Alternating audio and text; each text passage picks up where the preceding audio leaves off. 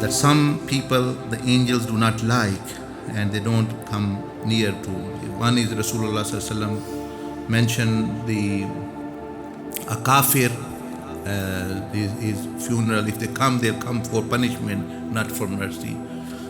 Secondly, if someone has actually stool, urine, left filthy things like this lying in the house, like for example, if someone has relieved, or there is nappies, people like children have baby, if you have, then one should throw them out in the bin, not leaving actually there all night or for days and things. If there is something like this, then the angels of mercy does not come.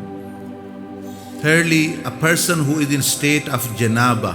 Janaba means actually a person who needs a ghusl for purity, ritual impurity. So ghusl karna jo junbi hai, jis par ghusl farz ho gaya hai. Ghusl is wajib or farz upon the person. He must clear.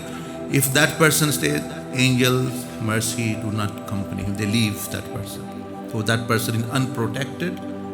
Now if he has any infiltration from shaitan and other, it is very, very possible. So what solution did Rasulullah sallallahu alaihi wasallam provide? Two solutions. Number one, person can do, if he has water available, he should do ghusl. If he does not, so much so, or cold water, or etc., etc., then he alayhi salatu wasalam said, if you do wudu, agar wudu kar le, to then this ban and this barrier is removed. Again the angels of mercy come with that person. So he has a son. तो ये देखे वुजू करने का ये बड़ा फायदा है. नापाक बंदा है तो फिर भी वो वुजू कर ले तो फरिश्ता फरमाया कि उसके साथ जो है वो आ जाते हैं. और अगर वुजू भी नहीं करता तो फिर जो है वो रहमत वाले फरिश्तों से वो महरूम होता है. तो ऐसी meaning both things a person should learn, so that a person is not deprived and a person actually gets the benefit. Alhamdulillah.